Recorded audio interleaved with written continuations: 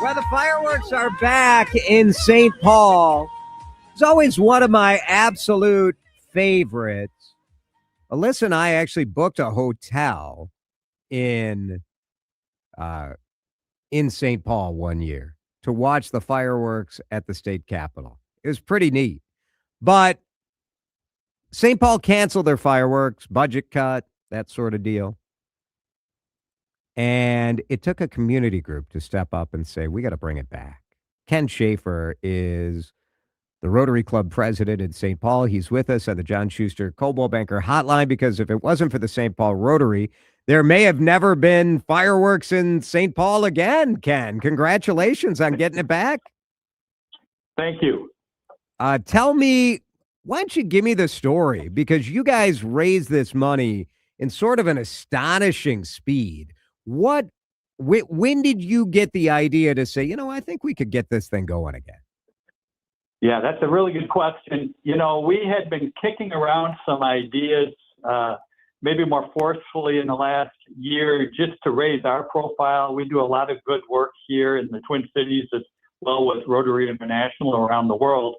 And we made a decision probably 75 days ago to take this on. And with some apprehension, because it was a big ask of the community, but it's been an amazing response. We've had over 300 small donors help us out. A number of St. Paul nonprofits, foundations, and businesses stepped up with larger checks. And then our own membership has really come a long way in helping us out. So it's been really a groundswell of support from the whole St. Paul community, and really amazing how people have really thought this was important to add to our community. How much did it cost? How much did you raise? That's a good question, and we're still tabulating the numbers. Wait till all the bills come in. Is this like renovating yes, it's like a kitchen renovation. The initial estimate was X, and then it's X times whatever when the final bills come in.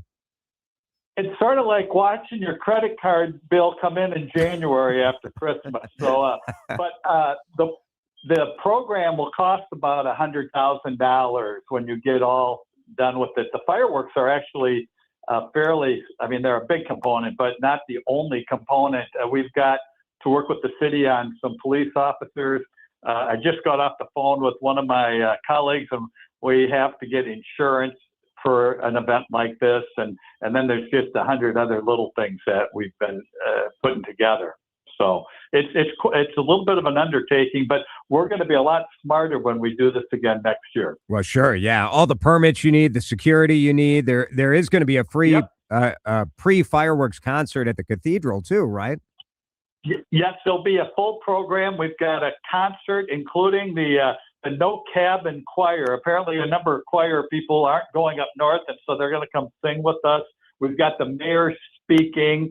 We've got food trucks. We have really it starts about 5:36 p.m. and then runs right through the fireworks, which will go at once it's dark enough. It's pretty cool. I actually walked up there yesterday. We live in an apartment on Bryce Park, and I'm one of those 300 small donors. I was excited to chip in a couple bucks. You guys can even keep the shirt. I don't need the T-shirt. I was just excited to donate and help out.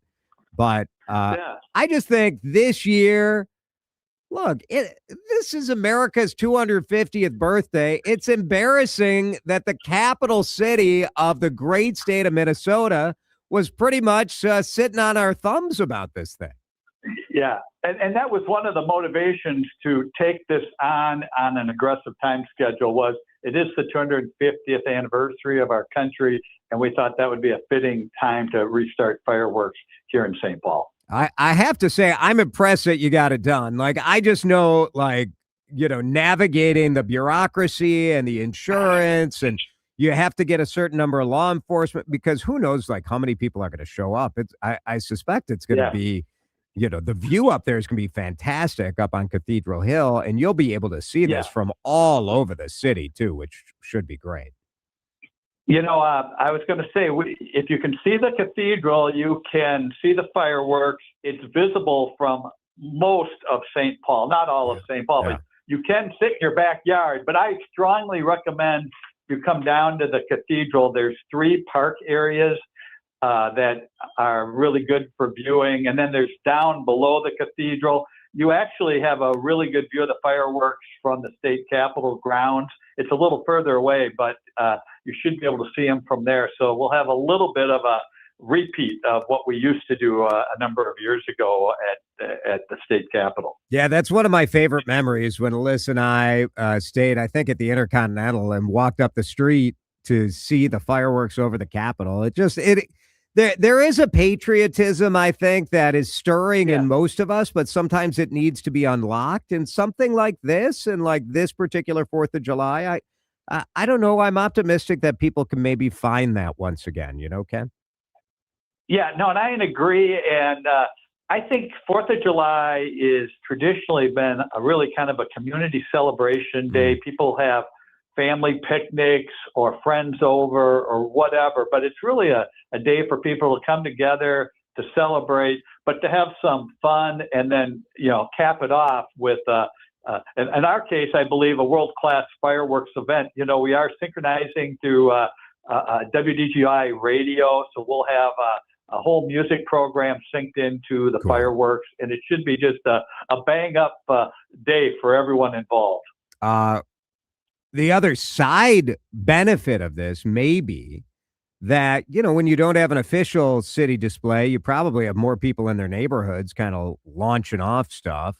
Like there's a non-zero chance that this could maybe limit some injuries or other sort of nonsense going on in the neighborhoods, I think you bring up a good point, and there's always a few folks that don't have good judgment when it comes to fireworks, and maybe we can suppress the amount of homegrown fireworks and get people out and have some fun with some what I would call real fireworks, shot up into the air by professionals as a part of a program, and then we'll keep a few body parts attached to ourselves, if you will. That's very good. Well, Ken, congratulations to you and the whole team at St. Paul's Rotary. I know there are Rotary clubs in communities all over Minnesota that just are made up of people who are working hard to raise money and give back and make their communities stronger. So thank you for doing that, and a pretty cool thing the Rotary Club did so quickly to raise this money for the fireworks on the 4th, Saturday, up on Cathedral. Yes. Thank you so much for the chance to talk about it. All right, people can still donate. You want to donate to other stuff at the Rotary? Ken would appreciate it.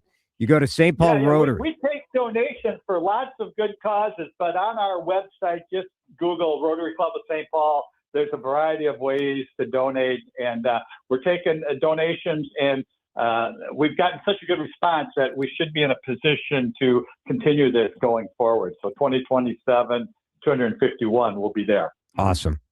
Ken Schaefer, the president, St. Paul Rotary. Appreciate you. Thanks, Ken. Cool stuff. All right. I mean, this is what the 4th is all about, right? And the fact that, I don't know, like when Mayor Melvin Carter canceled the fireworks for St. Paul, I didn't like it. I didn't like it. I think it was, I don't know, it was a tough budget year when they did it, and it's one of those things where sometimes activists get going on this. Well, how do you spend money on fireworks and you don't have money for affordable housing? And now they're also financially struggling again. So St. Paul's in a rut right now. But part of the reality is, like, we have to do things that bring community together.